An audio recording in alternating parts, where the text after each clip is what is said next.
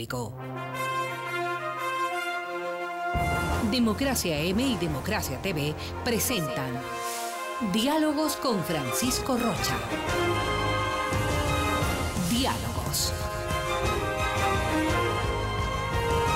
Diálogos.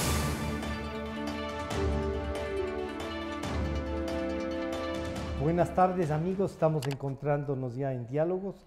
Están con nosotros, como les habíamos anticipado, la doctora Mónica Mancero y Raúl Andrade. A los dos les hemos planteado ver un poco el futuro del país. Y a Mónica, además de que hasta el día de ayer era la viceministra del SENACID, de la Secretaría que controla el tema de las universidades, las escuelas politécnicas, la ciencia y la tecnología. Entonces, esta experiencia, ¿no? Y esto que no sé cómo denominarlo, justo el área en donde estaban funcionando. Podemos estar en desacuerdo en algunas cosas, pero donde se veía un rumbo, que era el área de la educación, sale el ministro y sale el equipo de la SENACID. Es cosa que uno no termina de entender. Pero ¿cuál es el futuro en medio de todo esto de que hay un presidente que convoca a agentes que no están definitivamente lo más calificados? Así es que, buenos días, bienvenido.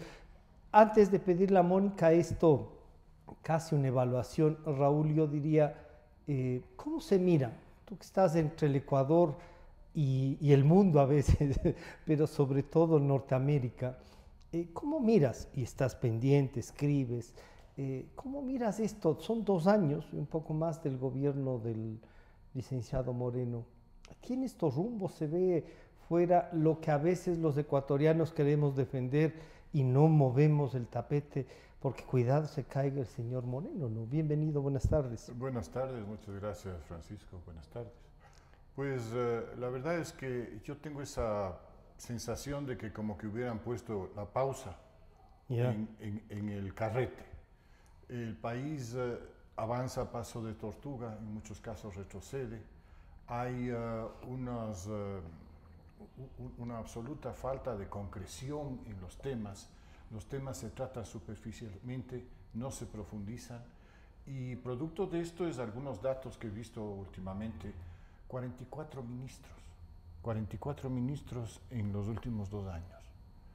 ¿Qué política, qué temas de mediano o largo plazo pueden concretarse con 44 ministros para...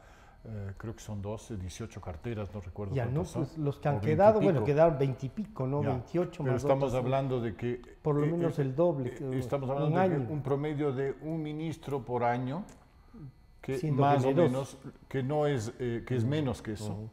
Y entonces, la pregunta que uno se hace es, a ver, ¿con qué proyecto llegó este gobierno? ¿Con qué planteamientos se comprometió el gobierno a cumplir? ¿Qué es lo que ha pasado en el trayecto? ¿Cuáles han sido los resultados concretos que pueda ver la ciudadanía? ¿Qué es lo que ha pasado con el tema de todas las denuncias que se han planteado en los últimos 3 años a partir del famoso escándalo de Odebrecht? ¿Cuáles han sido los resultados? Comparativamente con otros países, ¿qué es lo que han hecho ellos? ¿Qué es lo que hemos hecho nosotros? Comparativamente con los grandes proyectos de país, ¿cómo vamos? Y la respuesta es siempre, no sé, ahí estamos. No conocíamos. ¿No? Mónica, la experiencia de asistir a un gobierno que un poco mucha gente se ha intentado comprometer porque buscaba más democracia, porque quería pasar la página de los 10 años, siendo que eran producto de esos 10 años este mismo gobierno, y una gran parte son de Alianza País y del correísmo de esa ala de Alianza País. Les encargan la Secretaría de Ciencia y Tecnología, o sea, las universidades, las escuelas politécnicas. Ustedes hacen un buen trabajo. Creo que Adrián está 2 años, estuvo 2 años, ¿no es cierto? Y contó con la colaboración, no sé si los 2, pero por lo menos el último año.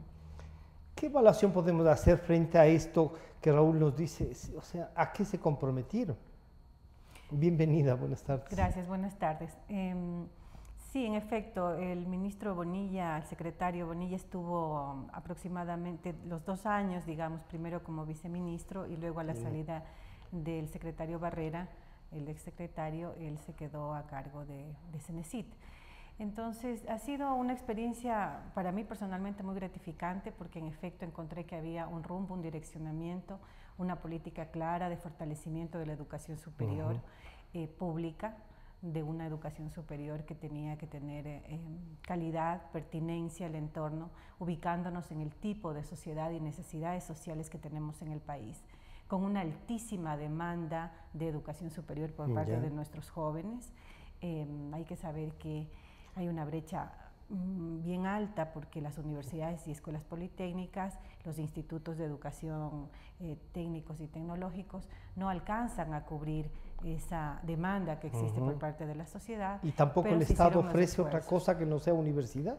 Lo que pasa es que, digamos, en la crisis económica, la inyección de recursos para las universidades y escuelas politécnicas ha sido muy complicada y realmente no se inyectaron estos recursos, se quedaron con el mismo presupuesto, sin embargo hacíamos malabares para tratar de poder subir los cupos, porque los chicos lo que demandan son más cupos y acceso.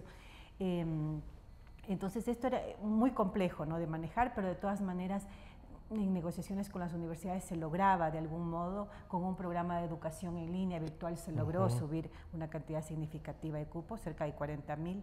Entonces esos resultados están ahí y la bandera ha sido, digamos, la defensa de la educación superior pública, porque es un país que muy poca gente puede costearse una educación privada, ¿no? Pero algunos de esos de muy poca gente ya van a competir con la pública, los privados, y no sabemos si los privados están, y ahí valdrá la pena una evaluación, si están en capacidades para dar realmente una educación o están comercializando, ¿no? Bueno, ellos cumplen un rol importante porque, digamos, también hay una oferta interesante de parte de las universidades particulares, pero de todas maneras es una educación que tiene un costo y que ese costo realmente no lo van a poder pagar la mayoría. No lo van a poder pagar y por eso es que es muy necesario fortalecer la educación pública y hacer que sectores que no van a poder pagar la privada pues puedan acceder, ¿no?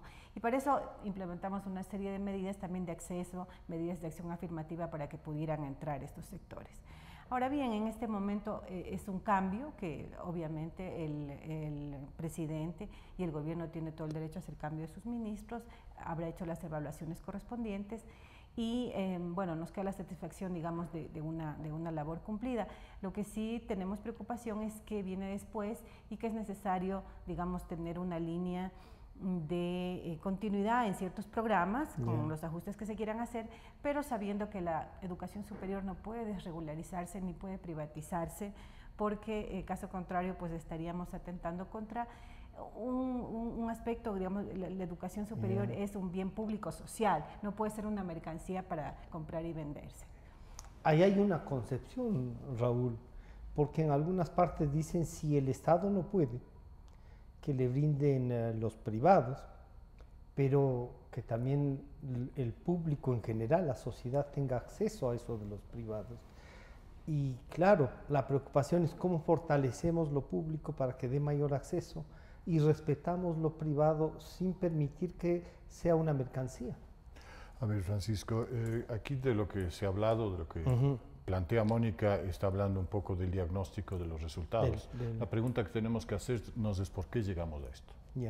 Y allí viene la responsabilidad del Estado como gestor de todas las actividades públicas y privadas, pero esencialmente públicas. Los 10 años en el que básicamente lo que hemos encontrado es que en todos los temas en los que se ha metido al Estado se ha quedado corto y ha gastado mucho. Entonces, cuando tenemos esa visión global y no esa visión únicamente encaminada a la educación o a las artes o a la cultura o a las finanzas, etc., sino que vemos que el Estado como ente ha abarcado demasiado y ha fracasado, porque lamentablemente el resultado que tenemos es topes en las jubilaciones. No importa cuánto has ganado tú durante tu carrera, resulta que puedes acceder solamente hasta a un tope. un monto. ¿Por qué? Porque la caja que ha estado encargada de hacer las inversiones por cuenta de los ecuatorianos que se han visto obligados a afiliarse a ese IES, también con el mismo discurso que está planteando Mónica en este momento, de que es un derecho público, de que es un dinero de todos, que no podemos dejar que los privados metan la mano. Resulta que los pésimos administradores del Seguro Social han desencadenado una crisis en el Seguro Social que repercute en los afiliados y pasado mañana en los jubilados, porque resulta que no tienen el dinero para vivir, entre comillas, dignamente, o no pueden acceder a nada más que a esos techos. Pero quizá, Raúl, ese principio que era hasta aquí nomás se puede pagar, era justo porque si algo le ha mantenido, incluso pese al despilfarro y al robo, es este sistema de solidaridad, que a veces, claro, el que paga más puede decir, oigan, pero yo pagué por más, pues. Dicen, sí, pero aquí hay un monto. Pero vámonos al que recibe menos, pues. Yeah. El que recibe $300 o $200 después de haber trabajado 30 años. ¿Crees tú que está en una posición de decir qué justo, qué bien, gracias? ¿O tiene derecho a aspirar a más? Pero Raúl, ahí lo que viene es el que le paga el aporte, o sea, tú que has manejado finanzas, has manejado, sabes que si yo contrato un seguro y el auto cuesta 20,000, pero contrato sobre 10,000, el seguro me va a pagar sobre 10,000. Claro, ¿no? pero resulta que ese no es el caso, porque tú estás en la obligación de contratar sobre los 20,000 que vale el carro. Yeah. Si quieres ponerlo más abajo, estás afectando a ti, al carro y básicamente a los terceros. Entonces, ese es el problema. ¿Por qué es que siempre nos tenemos que conformar con poco? ¿Por qué es que siempre tenemos que pensar en lo menos malo? Yo te hago una comparación con el Seguro Social de Chile, por ejemplo. Muy cerca, resulta que allí se liberalizó el Seguro Social. Cada cual podía tener acceso y tenía derecho a manejar una caja de inversiones. Se ponían en la bolsa entidades públicas como la luz, el agua, etcétera, etcétera, los teléfonos, y resulta que tú te podías jubilar de acuerdo al buen manejo que has tenido de las inversiones privadas hechas por un fondo de pensiones. Podías jubilarte a lo mejor a los 50 años, a lo mejor antes, a lo mejor con una renta más interesante, o podías vender el producto de todos tus ahorros y recogerlo y hacer lo que tú quieras. Pero aquí no te dan la opción de escoger. Yo a donde voy es a la falta de libertad y a la absoluta imposibilidad de escoger las opciones. Te dan aquí está todo predeterminado. Y entonces el fracaso de lo predeterminado es lo que se resuelve en la crisis del pueblo. Tú siéntate y conversa con las personas que van a jubilarse o a punto de jubilarse o que recién se han jubilado. Pregúntale si les alcanza.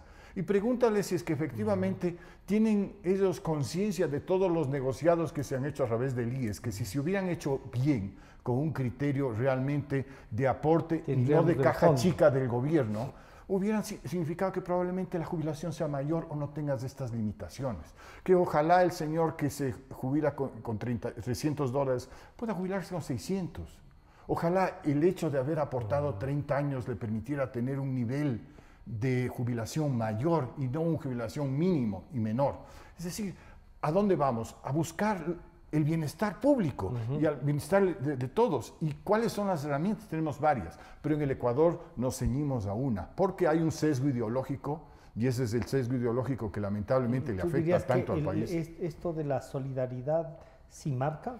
Bueno, la solidaridad como discurso la aplaudimos todos, estoy totalmente de acuerdo.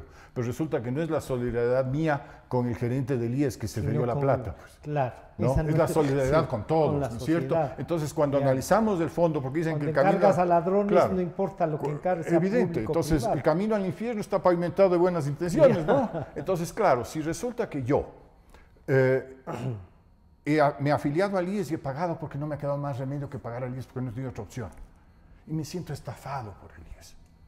Como tú leerás en las redes sociales, como leerás en los artículos, la gente siente... Pero ¿por qué te digo antes de pasar a Mónica para pedirle un tema de una visión de la educación sobre eso? Recuerdo un candidato presidencial que se presentó en una rueda de prensa y habló del Seguro Social. Y dijo, imagínense, a mí me han jubilado con $309. Y la pregunta obvia con lo cual terminé mal con ese candidato, le dije sobre cuánto aportaba. Y entonces dijo sobre el mínimo vital. Pues. Claro. Y yo le dije, oiga, usted debería meterle preso porque le ha mentido. Si usted ha aportado, siendo el presidente de una financiera, de un banco, de una casa de cambios. ¿Sobre cuánto quería que le paguen? ¿Sobre lo que ganaba o sobre lo que aportaba? Sí, pero esa es la casuística, Francisco. ¿Ah, sí? Eso no es la realidad. No es la realidad, me refiero de la gran masa. Que una persona que haya estado en un puesto ejecutivo haya aportado por debajo, no obsta, y te ruego que recuerdes qué es lo que pasó en el Ecuador en 1999.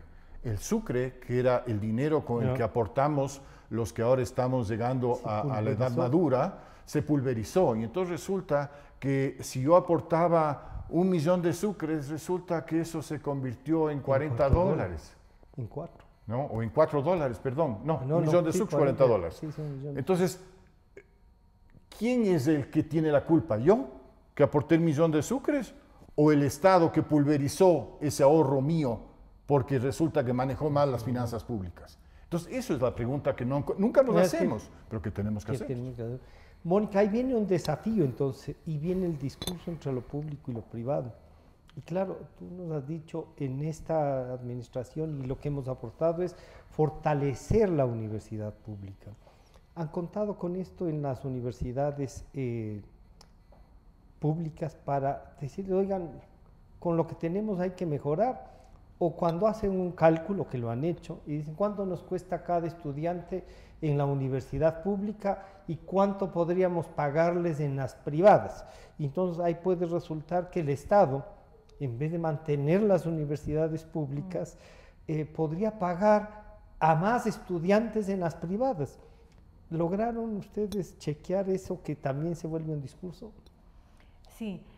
A ver, primero me quería referir brevemente a esto del Estado, ¿no? El Estado no es una entelequia, digamos, el Estado puede ser manejado por muchos grupos y a favor de intereses distintos. También.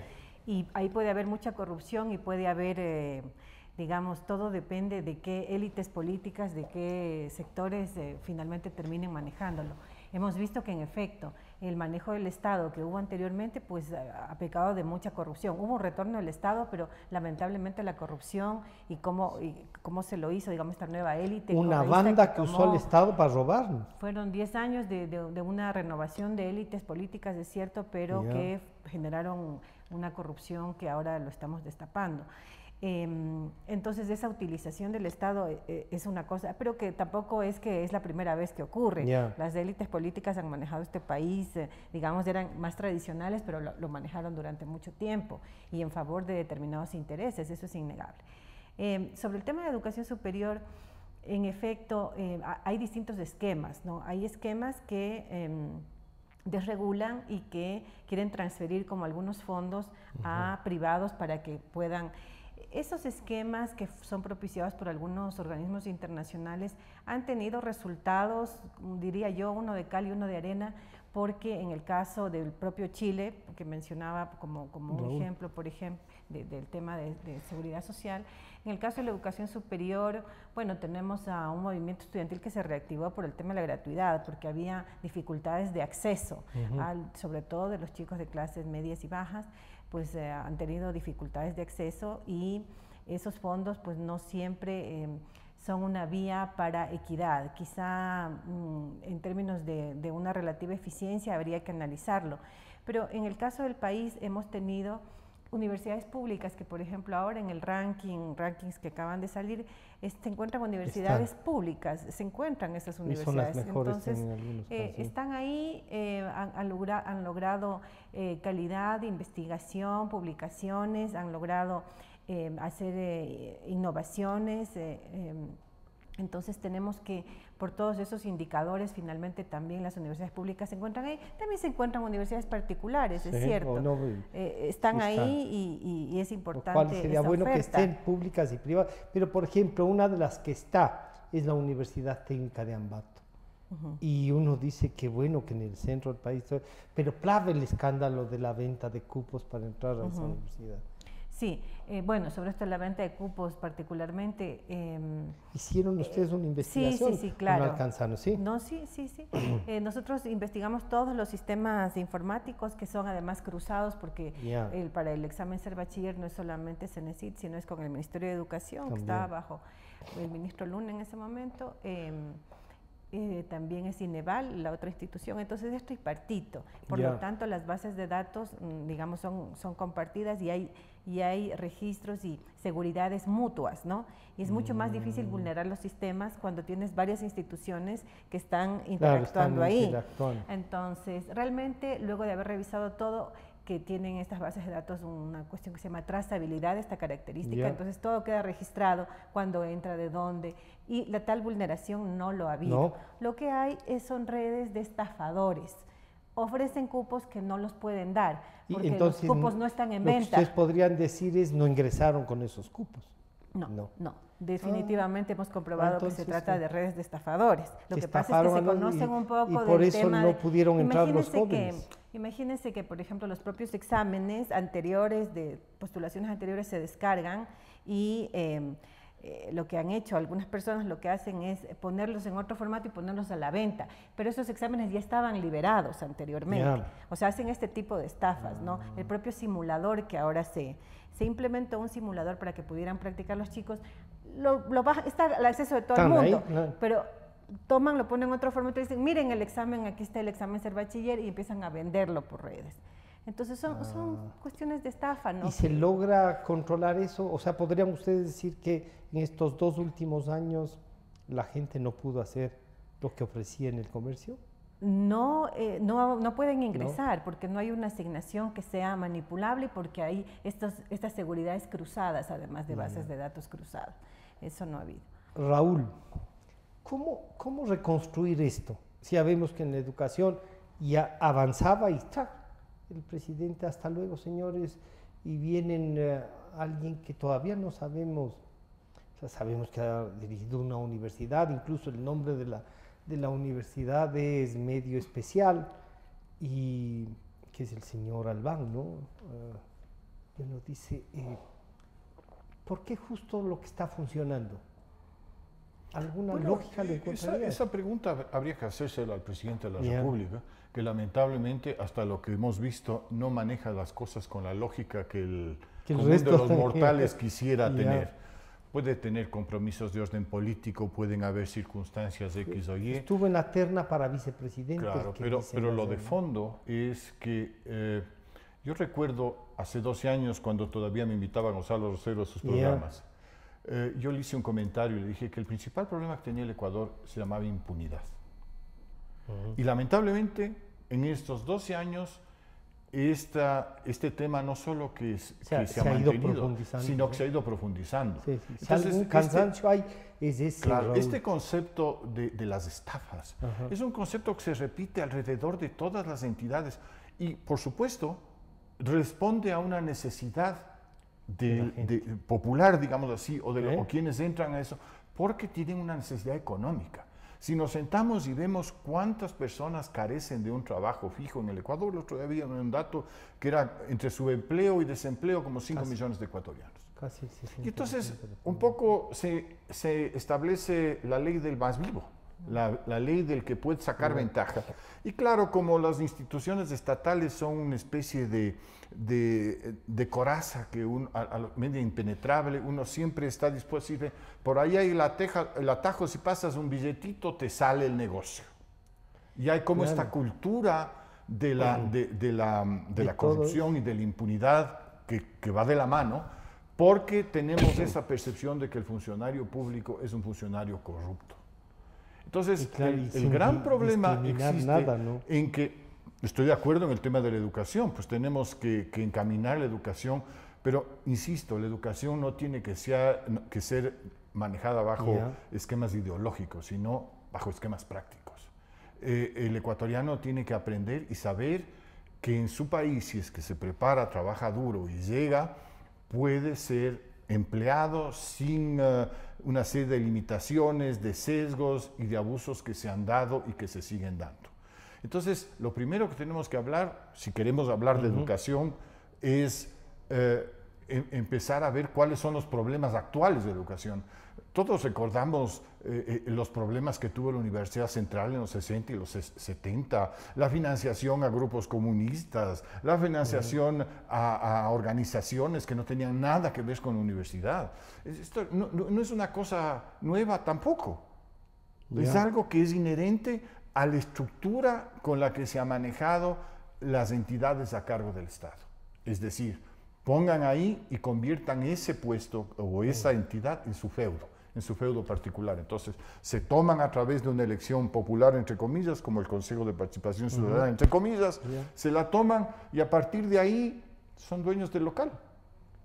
Y comienzan a ser, claro, como son representantes. Mónica, ahí hay dos visiones entonces. La una, y yo que veo que han estado, y ahora veo que nos ponían en el fondo la Universidad Andina y algunas otras, la Central también, lograron llegar a un acuerdo, lograron parar esa confrontación y ese sometimiento, lograron dejar de llenar tantos papeles.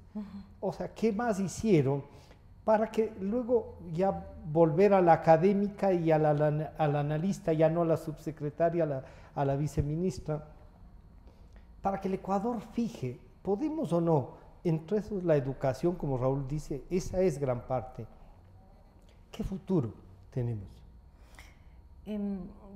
Creo que sí había un enfoque, ¿no? Es importante que quien llegue, este nuevo ministro que va a llegar, pues nosotros lo que hemos hecho ayer en la transición es desearle mucha suerte, plantearle los programas, lo que está en marcha, plantearle algunas alertas que tenemos, porque hay alertas con el Ministerio de Finanzas, por ejemplo, sobre desfinanciamiento de los sueldos de los profesores de los institutos, por ejemplo.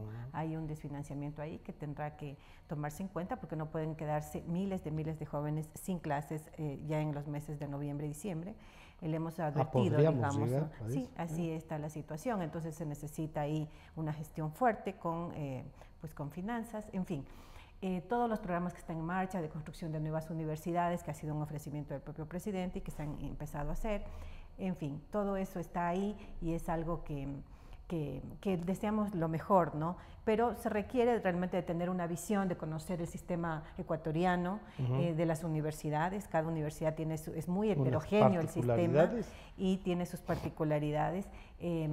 También los institutos técnicos y tecnológicos que están bajo rectoría de CENESID igualmente, están distribuidos en todo el territorio es diverso, las dinámicas, como lo menciona, de cada universidad son distintas y eso es bien importante. También la normativa que hay sobre educación superior, se necesita tener un conocimiento de aquello. Espero que pues se provea de un buen equipo.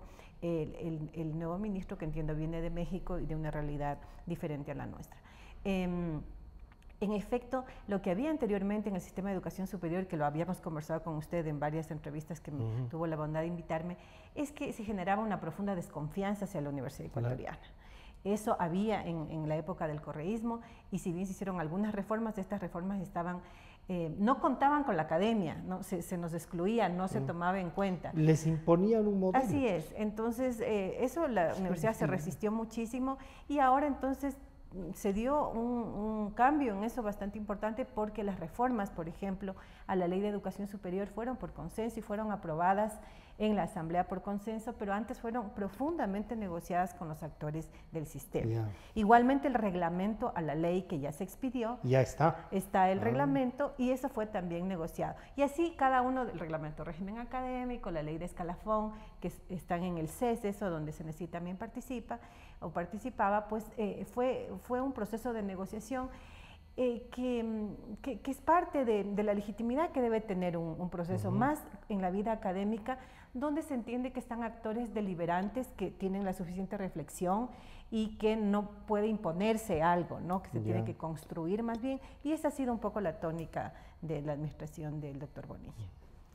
Raúl, la negociación, el acuerdo como base, más que la imposición y el que no quiere que se vaya, o no solo que si piensa distinto hay que despecharlo para que se vaya, o no le pagues o frénale el proyecto.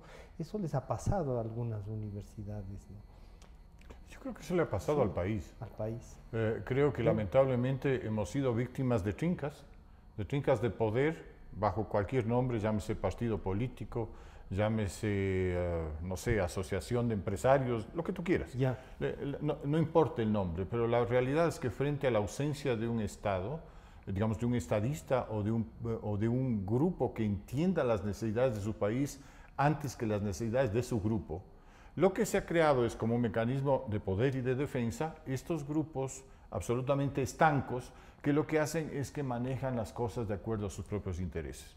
Un ejemplo, la universidad en los 60 o los 70, que lo ponía yo sobre el papel, y así podemos ir analizando. Cada grupo resulta que tiene su argolla de poder. Un espacio de poder en algún y lado. su argolla de poder se siente intocable y nuevamente impune a cualquiera de las determinaciones, porque los escándalos saltan 6 meses después de que se han ido y se demoran 3 años y finalmente de alguna manera mágica se disuelven y desaparecen. Entonces, ¿de quién tiene la culpa? Eso es lo que tenemos que preguntarnos. O sea, la responsabilidad, si a mí no me pagan y si es que hay un problema con finanzas, ¿es del profesor universitario? ¿Es del alumno que no puede asistir a clases? ¿O resulta que es de un administrador estatal que no ha sabido manejar los recursos que le han sido entregados con criterio y sobre todo con prudencia para poder lograr lo elemental que es pagar cumplidamente a sus empleados?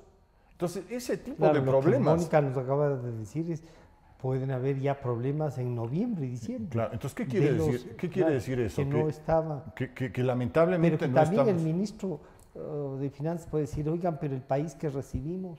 Sí, siempre, yo desde que tengo memoria, Siempre se habla del dice. país que recibimos. Siempre el gobierno anterior fue muy ladrón y simplemente superado por el próximo. Pero este que pasó, ¿no? Bueno, 10 años es que sí estamos ha sido hablando de volúmenes de dinero muchísimo Sí, una mayores. cosa, sí. El Ecuador tuvo una bonanza petrolera, ese dinero fue utilizado para tomar, dar y regalar, y sobre todo una cantidad, de una forma absolutamente mezquina y horrorosa, una cantidad importante para establecer un culto a la personalidad a un tipo. Pero eso es algo que tiene que romperse y tiene que sancionarse, porque la impunidad y la falta de decisión en todos estos temas de corrupción que son de dominio público es lo que genera en el país esta sensación de hartazgo, de cansancio, de molestia, de resentimiento, porque sabemos que la ley es letra muerta, que las opiniones no pasan de opiniones, que las determinaciones judiciales se demoran y salen tarde, mal y nunca, o sesgadas. Entonces, al final del día, ¿a qué respondemos? ¿De qué hablamos? ¿En quién creemos? Ese es el problema. Mónica, esta experiencia, pero puede dar resultado, el de dialogar con los actores, con los de esto, y de hecho, yo diría que gran ayuda que le hicieron al presidente Moreno era calmar la relación con las universidades. Frente a eso, tenemos una democracia realmente así como que no sabemos qué es.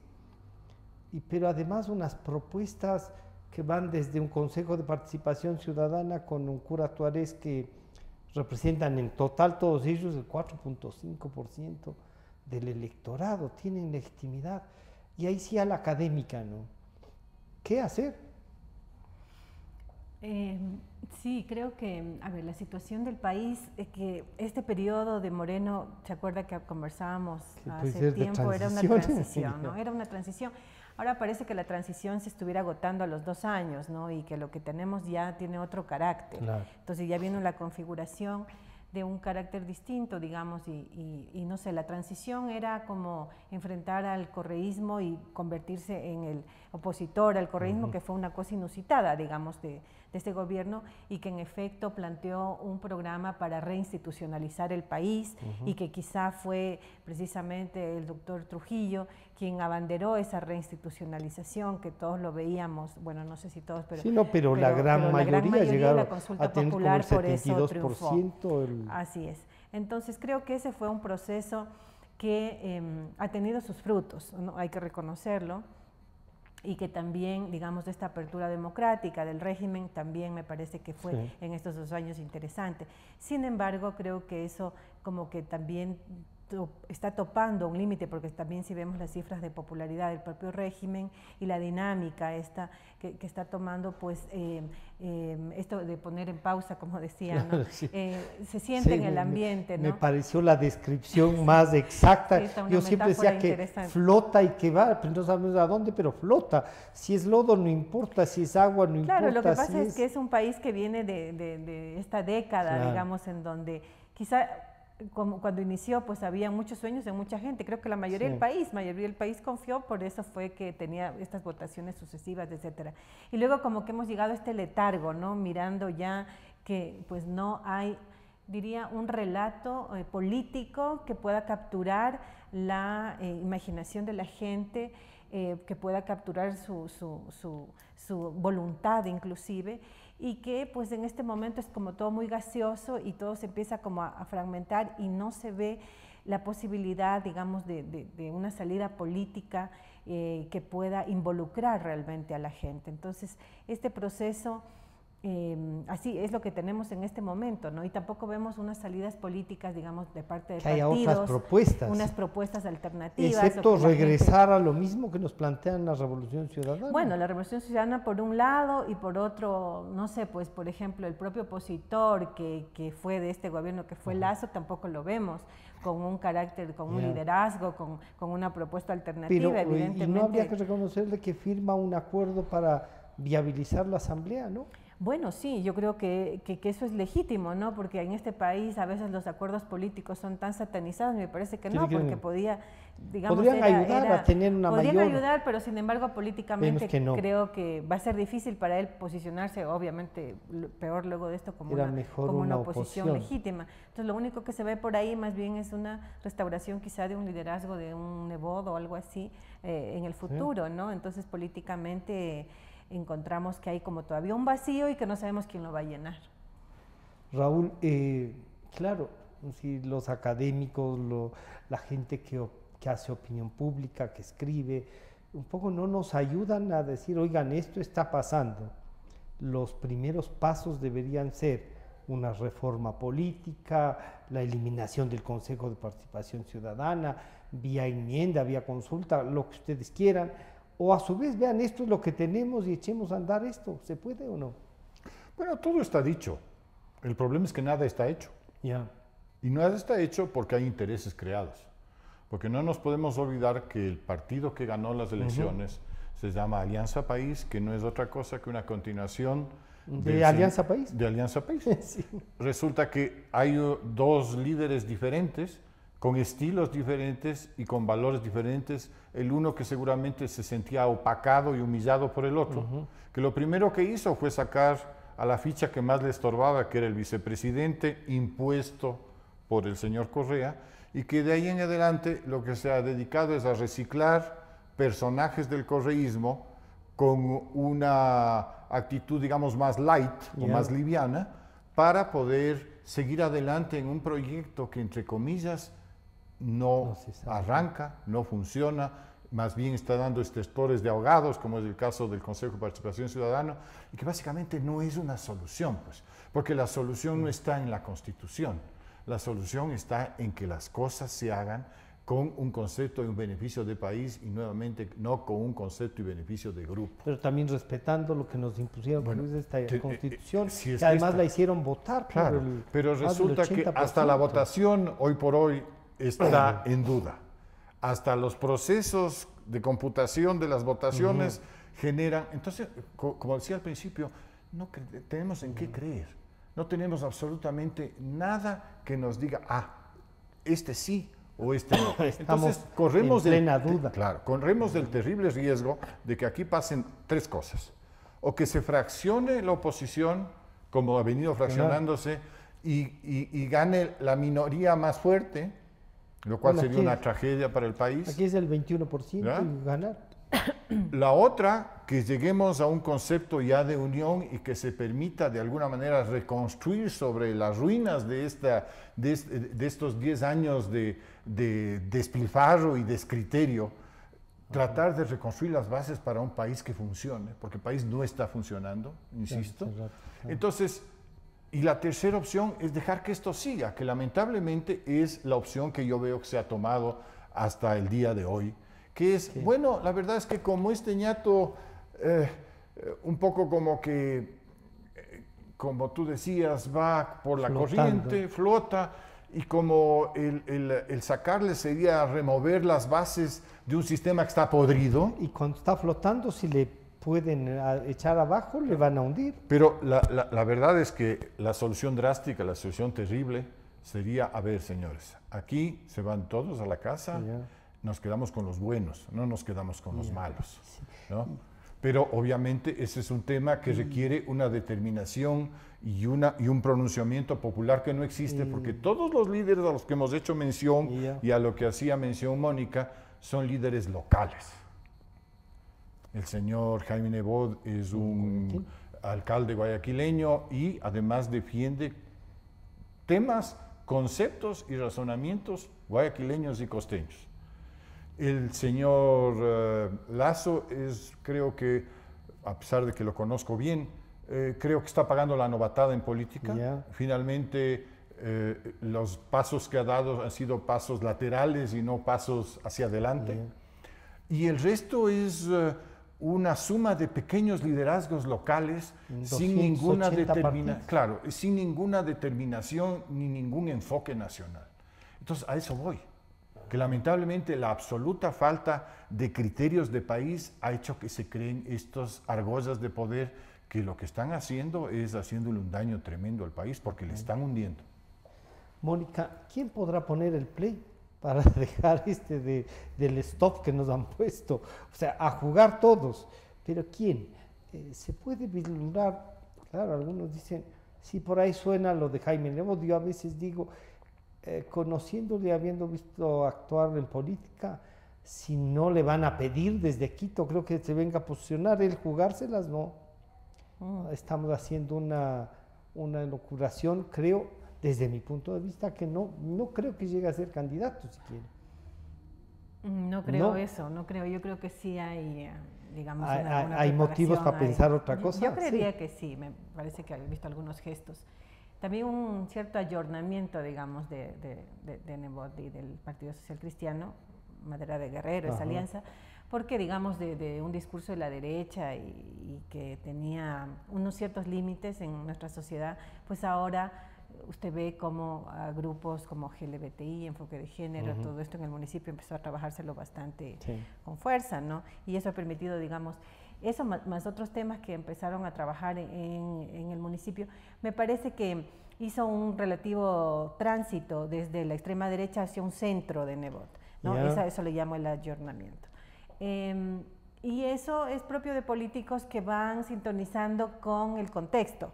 O sea, ese podría ser, para cierto electorado, un mérito. Creo que por ahí hay, sin embargo, es cierto que tiene un liderazgo regional y la gran dificultad es de ese liderazgo regional cómo proyectarlo a nivel nacional. Eso es muy difícil en nuestro país, que está profundamente marcado todavía por cuestiones regionalistas, ¿no? Como hemos visto que han aflorado en estos últimos días. Y con más, dijeron que haya una corte constitucional que aprueba el matrimonio igualitario de la sierra, porque aquí en Guayaquil nos gusta casarnos con mujeres y aquí vamos a tener una corte que prohíba eso y entonces nace el federalismo. Ya casi el separatismo y el federalismo en nombre del matrimonio igualitario. En nombre de nuestras preferencias sexuales, digamos, ¿no? Parece bastante peculiar, diríamos, pero ese regionalismo se reedita bajo distintos, porque esto viene desde la conformación de la República, digamos, y se va reeditando, y ahora la reedición fue bastante peculiar, digo, por temas de la inclinación sexual, de las preferencias que puede tener serranos frente a costeños, una cosa increíble de pensarla, ¿no? Pero bueno, así está el país y entonces sí, el liderazgo nacional es algo que quizá lo han logrado muy pocos, ¿no?, en el país. Y quizá fue Correa uno de los que lo logró. Entonces el fantasma de Correa no ha desaparecido, está ahí. Pero en todo caso, en este contexto, si usted me pregunta, quizá había tiempo para un outsider, ¿no? ¿Qué es lo que ha pasado? Crear entre la gente que quiera tener un país, generar hay gente valiosa tiene el país, están en la academia. Así es, no serán de los partidos, porque ya vemos que esos no tienen mucho chance en este momento por la propia situación que Pero podrían convocarlos o no. Pero un outsider que pueda lograr digamos, capturar la imaginación de la gente y que nos saque de ese letargo, es probable que pueda llegar una reedición de Correa. Una reedición, no, por favor, ahí sí hay que yo como analista lo digo. Como analista lo digo. Bueno, hay gente que dice, Mónica, que esta reedición de Correa podría estar dada en el padre Tuárez y que le podemos encontrar a él ya en campaña presidencial incluso, yo digo, no puede ser, pero no, alguna gente dice sí. Claro, imagínese, sí. Pero bueno, eso me parece lo que habría es que verlo en términos de encuesta, porque para mí es un personaje absolutamente intrascendente y más bien... Y un farsante además, lo ha sido genera, porque claro, así se llegó al poder a través de una farsa. Genera más bien más desconfianza en el gran público, una persona así, un perfil de esos. Pero a nuestro país, lo sabemos, le gustan más las novelas que las noticias, le interesa más el fútbol que los análisis, entonces nos gusta alguien que nos cuente un cuento en el que nosotros siempre ganamos. ¿No? Entonces esa fue la fábula de Correa y mañana, si no entendemos el problema en su contexto, también puede convertirse en otra fábula. Porque el problema de fondo es, ¿quién financia al outsider? ¿Quién le pone la plata para que el outsider sea conocido nacionalmente, para que pueda moverse? A los que ya tienen estructura. Claro, qué horror los de la derecha que le ponen plata para empujarle al señor. Qué silencio con los de la izquierda cuando los de la FARC le hacen una ayudita. Entonces, a ver, ¿por qué no sinceramos las cosas? Es decir, todo este escándalo del arroz verde es un tema que tiene raíces profundas, pues. ¿De dónde sale la plata para que se financien los políticos? Yo en mi sano juicio no podría aceptar un cargo de $5,000 cuando he gastado 9 millones en ser presidente de la República, pues, ¿no? O sea, ¿para qué voy entonces? ¿Es para el sueldo? No, es para sacar adelante un país. Pero básicamente, ¿cómo me garantizo yo lo que va a pasar después? Es decir, hay todo un tema institucional de mentiras, ¿no? Y por eso se planteaba que el financiamiento sea público. Pero es que el para financiamiento que todos puedan tiene que ser disfrutar. público, claro. Y que si hay gente, porque claro, líderes internacionales han dicho, Raúl, o sea, ¿quieren ustedes una democracia fuerte con líderes fuertes? Ayuden a financiar a los partidos. Pero es que tiene que ser límpido. No puede ser como las reglas de Correa, que todos ustedes están controlados menos yo. Gran Toluca. Yo manejo la caja y me dan el billete que sea y ustedes están limitados. Entonces es fácil ganar una elección. Es como jugar un partido visitante, ¿no? De su vida. La cancha está de su vida. Él está arriba y yo estoy abajo. ¿Cómo le gano? Pero eso también, es lo que pasó, ¿no? Democráticamente, ¿cómo logras que no solo los que tengan recursos para una campaña participen, sino todos?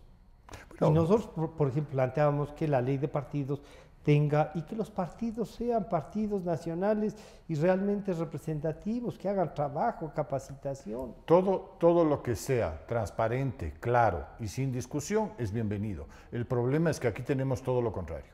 No es ni transparente, ni claro, ni abierto. Se hacen a ocultas las... El solo hecho de que la asistente tenga que poner en un cuadernito los aportes por debajo de la mesa y que esté sentada en la presidencia de la República es una vergüenza. Y más vergonzoso es que el sucesor diga que si han hecho eso, han hecho sin su consentimiento. Es decir, el hacerse el pendejo es regla, ¿no? Bueno, sí, bueno, el presidente tuvo esa frase desafortunada. Por eso la repito, ¿no? Sí, por eso la repito. Una frase muy desafortunada. Porque eso que resulta, que todos estamos en manos de la gente que se hace los pendejos. Pues. Eso es lo que pasa. Y si me toca a mí, mejor. Mónica, esta sensación de impunidad y de que no pasa nada. Y resulta que además en el caso Odebrecht, la empresa Odebrecht dice no solo fueran 33.5 millones, 50, sino 50. Y dice, pero además nosotros esto ya le entregamos al fiscal Vaca, tenemos un acuerdo, le dimos todas las relaciones, las cuentas donde depositamos. Y Vaca dijo que no hablaba portugués y que no había traductores. Y entonces seguimos sumando. Y dicen que están dispuestos a pagar la multa, dice la empresa, pero que el Estado ecuatoriano es el que no quiere.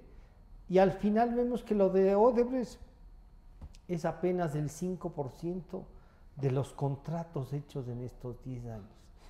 ¿Qué habrá pasado en ese 95% que todavía no vemos? Hay una problemática con el tema de la corrupción y de la impunidad, porque todos estos procesos de fiscalización son procesos que toman mucho tiempo. digamos, el fiscalizar, el poder. Son procesos que en todo el mundo toman mucho tiempo. Aquí han tomado más que en otras partes porque sí lo hemos podido medir. Lo podemos medir en ese sentido. Sin embargo, digamos, como aquí, quizás la diferencia con el Perú y con otros es porque había un sistema que estaba totalmente capturado, ¿no? Entonces, eso hizo que aquí se tarde tanto, digamos, en poder destrabar eso, y creo que lo sigue haciendo. Hay el Granda, que está, Iván Granda, frente a la Secretaría esta Anticorrupción, y creo que está haciendo un trabajo, digamos, que habría que seguirle la pista para ver los resultados, pero sí son procesos que tardan mucho, ¿no? Y creo que hay un desgaste por eso mismo, porque no se ven los resultados, porque no se logra ver recuperación del dinero. Y el presidente que se hace lo que Raúl repite, ofreció la cirugía mayor. Pero hay que hacer en Carondelet la cirugía, no desde Carondelet. En Carondelet hay que hacer la cirugía. Bueno, yo realmente, eso tengo que decir que yo tenía dudas de que el propio Lasso pudiera hacer lo que hizo Moreno. Quiere decir que quien finalmente le puso un coto al propio correísmo fue Moreno, ¿no? Y yo no hay dudo mejor cuña que la del mismo palo, como digamos, ha sido así le tocó, ¿no? Ese rol nadie lo tenía previsto. Sí, así es.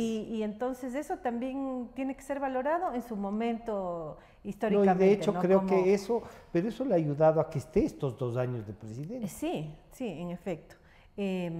Creo que desmontar el correísmo como lo ha venido haciendo Moreno, pues no sé si Lasso lo habría podido hacer en la misma medida, ¿no? Pero cierto es que hay un agotamiento, que los resultados todavía no están visibles, y que, por ejemplo, esa recuperación del dinero no se lo ha podido dar, y que mientras tanto, digamos, empiezan a surgir complicidades y cosas que son difíciles y que tienen que ser explicadas al país, ¿no? Raúl, y ahí está la empresa privada. Porque Odebrecht es empresa privada, y las listas de las otras empresas que han ido a dejarle en efectivo además a la después vicepresidenta de la Corte Constitucional, nada menos que la tesorera del Arroz Verde, hizo un chaulafán. Claro, a ver, yo lo que veo es que lamentablemente nos perdemos en las hipótesis para no ver las realidades. No sé si Lasso lo hubiera hecho bien o mal, pero si yo hubiera sido presidente de la República, mi primera gestión habría sido hacer pública la lista de Odebrecht, caiga quien caiga. Pero la lista de Odebrecht hasta el día de hoy es un misterio gozoso. Nadie sabe ni nadie ha tenido acceso. Yo, como candidato a la presidencia de la República de mi mismo partido, me parece medio elemental pedir la lista para ver de qué estamos hablando. Y no creo que me la puedan negar. Y si me la niegan, sería un precedente muy grave, ¿no es cierto? Pero digamos que se la negaron. El primer día como presidente, yo pido la lista, la hago pública y digo, señores, vamos a empezar la limpieza. Pero Raúl, ahí hay una cosa que Mónica sí señala. Estaba montado todo para que no pueda hacerse eso. Pero te dejaban con fiscal, te dejaban con procurador, te dejaban con contralor. O sea, imagínate que el contralor, que es el que debía, era parte de la caja de reparto.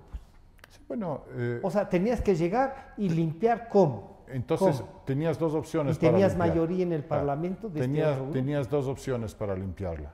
Ir de frente contra la bestia o torearla. El tema es que el presidente Moreno se ha quedado en el toreo, pero sigue en las banderillas. Y aquí no ha pasado nada más. Ni siquiera ha venido el picador. Para nada. Y el gran responsable, el dueño del coto, está en Bélgica gozando de buena salud. Entonces, tenemos que preguntarnos, después de 3 años de la presentación de la lista de Odebrecht, frente a tumbar el Congreso, por supuesto, las instituciones, tú no puedes contemporizar con la corrupción, porque tienes estos resultados. Yo no sé si lo hubiera hecho o no, pero lamentablemente es la especulación. Claro. Hablemos de las realidades. Las realidades es que después de 3 años de presentar la lista de Odebrecht, como tú lo has señalado hace un momento, no ha pasado nada. No, y la empresa dice, tienen todo. Entonces, ¿qué quiere decir? Pero nosotros no podemos hacer público porque firmamos un acuerdo de confidencialidad con el mismo gobierno cuando le mandaron al... El propio Vaca fue y va con los dos que han habido repartir la Entonces, plata. ¿qué quiere decir eso? que la única manera de expulsar una situación tan conflictiva es salir a decir, señores, necesito el apoyo de mi país porque estamos rodeados de ladrones. No soltar indirectas como que los ladrones se robaron la patria, bonito. ¿Nombres? Entonces, el problema que yo veo es que, como decía al principio, todo ha sido muy light, todo muy por encima, todo para no escarbar en la podredumbre que se acumuló durante los 10 años. Entonces eso... Es un pozo séptico que hay que sellarlo. Que puede ser el estilo de Moreno o puede no ser, pero aquí estamos discutiendo no de estilo, sino de resultados. Y los resultados son a todas luces insatisfactorios. Nada más. Mónica, se nos está terminando y el tiempo, pero para terminar, dos cosas. ¿Satisfecha de haber pasado esta conscripción cívica y volver a la universidad? Sí, bastante satisfecha. Sabe que ha sido una experiencia para mí corta, pero muy productiva, muy provechosa. Encontré un equipo muy profesional en Cenecid, el equipo de Adrián Bonilla, digamos, que ha configurado con una línea muy clara, muy profesional, un equipo joven, muy entusiasta y realmente entregado, ¿no?, a la educación superior del país. Así es que una cosa es estar en la academia mirando la pequeña escuela, la pequeña facultad, la universidad, bueno, no es tan pequeña la central, pero al final es una universidad. Pues mirar desde, digamos, la complejidad de la Universidad Ecuatoriana, de los institutos, de lo que significa la ciencia, la tecnología, que era el otro viceministerio de mi colega, también le da una perspectiva muy diferente, ¿no?, y un aprendizaje impresionante. Así es que yo me voy con esa mochila, me regreso a mi universidad, pero me voy con esa mochila cargada de aprendizajes. ¿Y estaría dispuesta si el gobierno le convoca nuevamente o ya no? ¿Qué gobierno? ¿Qué gobierno? Bueno, me quedo con eso, Raúl. ¿Qué perspectivas? ¿Quién pone el play? Insisto, lamentablemente la única persona que podría poner el play es la persona que lo puso. Que nos puso en pausa. Claro, que nos puso en pausa. Y mientras es el dueño del aparato. Evidente. Lamentablemente, mientras eso no suceda, mientras no exista una voluntad política de actuar en consecuencia, seguiremos en pausa. Yo les quiero agradecer a los dos no solo por recrearnos las posibilidades de leer lo que está pasando en el país, sino que de abrirnos también a la discusión pública. Si la ciudadanía no pone empeño, no participa, no dice lo que piensa, me temo que seguimos en pausa y nos preguntamos qué gobierno, qué es lo que hemos sacado de este diálogo. Este programa estará a disposición de ustedes a partir de las 3 de la tarde nuevamente y nos estaremos encontrando el día viernes. Han estado con nosotros Raúl Andrade y Mónica Mancero. Muchas gracias. Gracias a ustedes. Muchas gracias. Las mejores